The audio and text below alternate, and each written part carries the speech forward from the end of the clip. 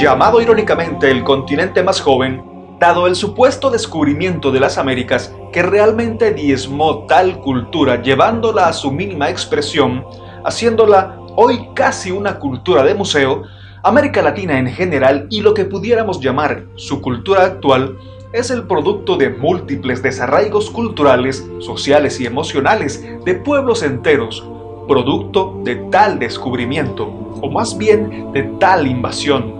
El desarraigo del pueblo africano, traído a fuerza de muerte y en cadenas a estas tierras para trabajar ferozmente como esclavos.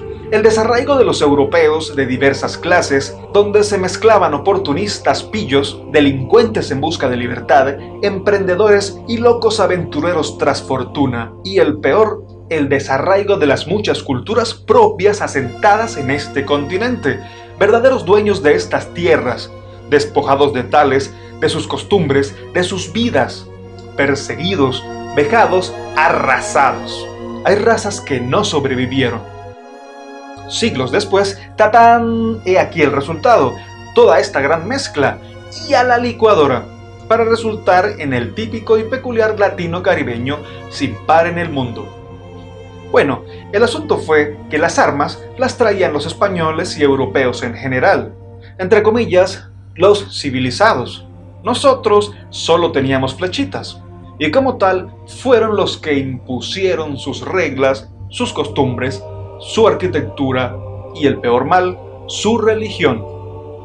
Y resumiendo cualquier cosa que podamos decir y donde nos extenderíamos mucho tiempo, la cultura occidental latinoamericana es influenciada absolutamente, con mayúsculas y entre comillas, por el cristianismo dominante para entonces en la Edad Media, que en Europa llegaba al principio de su fin por ese entonces, donde reinaba en la arquitectura el estilo gótico y avanzaba con fuerza el Renacimiento, coincidiendo con la llegada a América. Así, la llegada a América estaba abanderada por la cruz del cristianismo que se impuso como religión.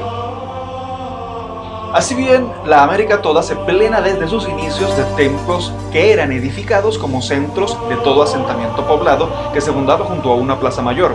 Las poblaciones se fueron desarrollando y el tiempo dio paso a mejores momentos, y la Iglesia como institución, como edificación, fue definiendo la cultura de las Américas desde los primeros siglos de la colonia y la posterior etapa independentista.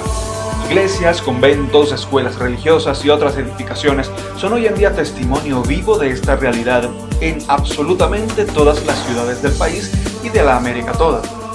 Así tenemos en Coro la iglesia más antigua de América, la Catedral Basílica Menor de Santa Ana de Coro, patrimonio de la humanidad, con un estilo básico colonial que posee una nave central y dos laterales divididas por columnas de estilo toscano.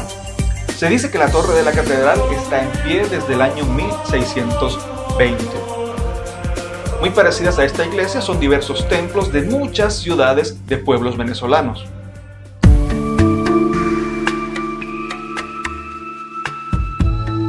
Un estilo arquitectónico religioso que hace realce de muchas ciudades de Venezuela, además del neoclásico y el colonial, es sin duda el estilo gótico. Recordemos que en el florecimiento del gótico, frente a las pequeñas y oscuras iglesias rurales del románico, el gótico eleva prodigiosas catedrales llenas de luz, desarrolla una importante arquitectura civil e independentiza a las otras artes plásticas como la pintura y la escultura de su subordinación al soporte arquitectónico. Así encontramos templos góticos en diversas ciudades de Venezuela, y uno muy representativo de Caracas es la Basílica Menor de Santa Capilla, construida en 1883 como una réplica de Sainte-Chapelle o la Santa Capilla de París. Esta iglesia posee una nave central y dos laterales, y destaca su altar altamente estético, sus hermosos y coloridos vitrales, su hermoso rosetón y su pórtico gótico, sus lámparas de bronce y la pintura de la multiplicación de los panes. Santa Capilla es declarada Monumento Histórico Nacional en el año 1979. Se dice además que en este terreno se celebró la primera misa en Caracas.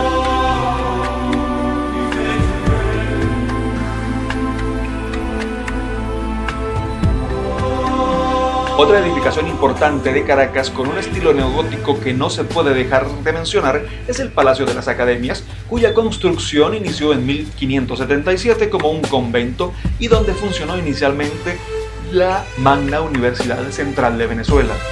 Esta edificación ha sufrido varias modificaciones y ampliaciones a lo largo de su historia y recientemente fue restaurado en el Plan de Recuperación de los Sitios Históricos de la capital caraqueña.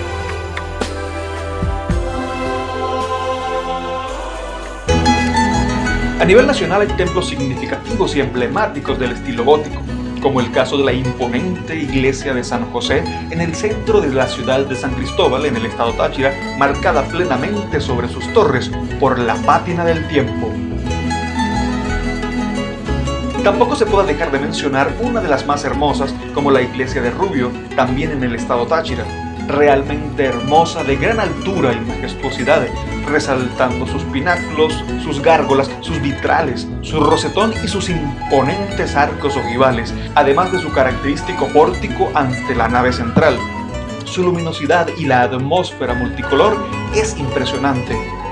Su altura es realmente extasiante.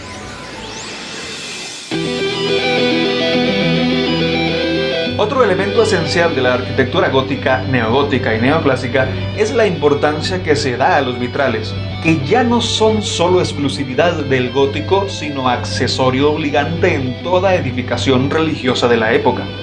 El vitral, que crea esa maravillosa y mágica atmósfera de espiritualidad tan particular por el efecto de las luces y la mezcla de colores primarios sobre el ambiente interno de los templos y otras edificaciones, tiene una importancia clave en la arquitectura, pues ayuda a elevar el espíritu.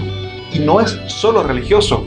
En otras edificaciones, como en la Universidad Central de Venezuela, se pueden apreciar trabajos maravillosos de vitralería, ya con un estilo más moderno, pero con los mismos efectos en el ambiente interno de donde están instalados. Para los góticos, los vitrales eran símbolo de la luz, de la divinidad, de la deidad. Y al cristal, al vidrio en sí, se le atribuían propiedades con efectos positivos, sobrenaturales, sobre los individuos que entraban en su contacto o recibían los rayos proyectados desde ellos con esos maravillosos colores.